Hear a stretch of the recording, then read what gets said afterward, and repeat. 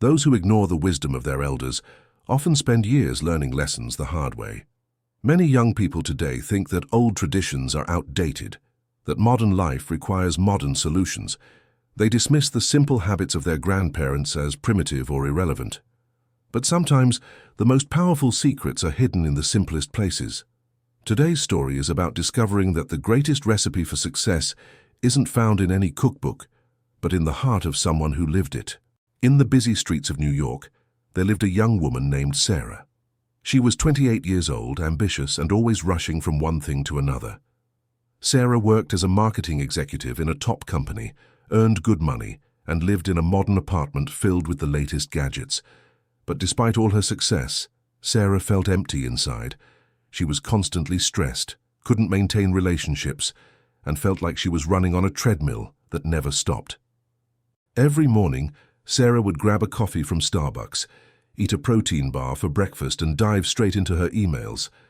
She ordered takeout for lunch, worked late into the evening, and collapsed into bed scrolling through social media. Weekends were for catching up on work or meeting clients. Sarah had convinced herself this was what success looked like. "I don't have time for slow living," she would tell herself. "This is the modern world. You have to move fast to win." One day, Sarah received a call that her grandmother was feeling unwell. Reluctantly, she took time off work and flew back to her small hometown in Ohio. When she arrived at her grandmother's house, everything felt different from her high-speed life.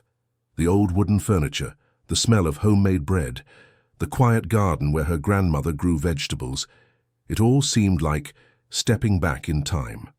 Sarah's grandmother, Martha, was 82 years old. Despite her age, she seemed more peaceful and content than Sarah had ever felt. Every morning, Martha woke up early, tended to her garden, prepared meals from scratch, and spent time reading or knitting. In the evening, she would call her neighbors to check on them. Her life seemed so slow and simple that Sarah initially felt impatient. "Grandma, don't you get bored living like this?" Sarah asked. Martha smiled and said, "Sarah, my dear, you look tired. Let me make your favorite chocolate chip cookies." As Martha began preparing the cookies, Sarah watched impatiently, checking her phone every few minutes. "Grandma, can't you just use a mix from the store? It would be so much faster." Martha chuckled softly and said, "Some things can't be rushed, sweetheart. The secret isn't just in the ingredients, it's in the process." As Martha mixed the ingredients slowly and carefully, she began to share her philosophy. "You know, Sarah, when I was your age, I also thought I needed to rush through everything. I wanted to prove myself, to achieve more, to do everything perfectly and quickly." She paused, measuring flour precisely. "But life taught me that the most important things can't be hurried. Relationships, personal growth, inner peace, they all need time to develop properly." Martha continued while kneading the dough. "Let me tell you about your grandfather, Robert. When we first got married, I was just like you, always in a hurry. I wanted to cook fast, clean fast, work fast. One day, Robert came home from his job at the factory, exhausted and stressed. I served him a quick dinner I had rushed through, and he barely ate it. That night, he sat me down and said something I'll never forget." Martha smiled at the memory.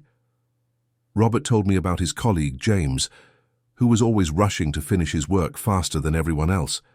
James would skip lunch, work through breaks, and hurry home to his family. But one day, James collapsed at work from exhaustion.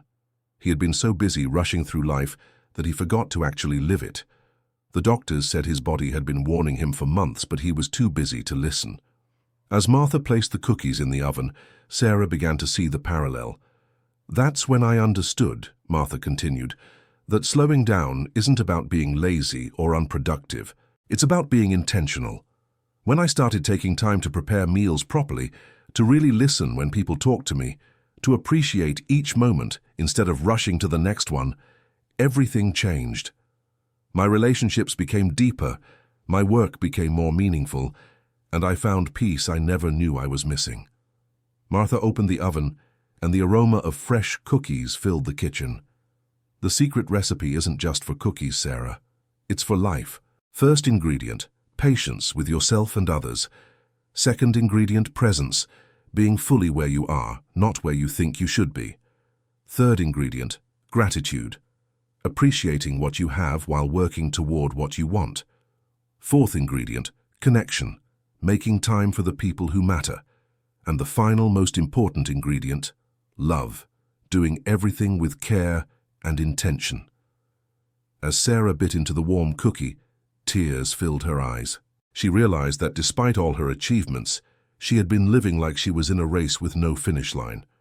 "Grandma," she whispered, "I've been so busy chasing success that I forgot what it feels like to actually enjoy life. I can't even remember the last time I cooked a meal or had a real conversation with someone without checking my phone." That evening, Sarah made a decision. She would stay with her grandmother for an entire week, learning not just how to cook, but how to live differently. Each day, Martha taught her something new: how to tend a garden with patience, how to prepare meals with love, how to listen without planning what to say next, how to find joy in simple moments. Sarah began to understand that her grandmother's slow life was actually rich with meaning. When Sarah returned to New York, she carried more than just her grandmother's cookie recipe. She started waking up 30 minutes earlier to prepare her own breakfast instead of grabbing fast food. She began calling friends just to check on them, not because she needed something. She created boundaries with work, protecting time for activities that nourished her soul. Slowly, Sarah discovered that by moving slower, she was actually accomplishing more of what truly mattered. 6 months later, Sarah was promoted at work. Not because she worked longer hours, but because she worked with more focus and creativity. Her relationships improved because she was fully present in conversations. She felt healthier, happier, and more fulfilled than ever before. And every Sunday, she would call her grandmother to share a new recipe. Not just for food, but for living well. Sarah kept Martha's handwritten recipe card on her kitchen wall, but she had memorized the real recipe by heart. The secret to a fulfilling life isn't found in rushing toward the future or dwelling on the past. It's found in the simple act of being present, being intentional, and adding love to everything you do. If you think this story can help others slow down and find their own secret recipe for happiness, please like and share this video. Don't forget to subscribe to our channel for more stories that matter. I'll return soon with another tale of wisdom and transformation. Until then, remember, the most important ingredients in life can't be rushed. They can only be cultivated with time, patience, and love.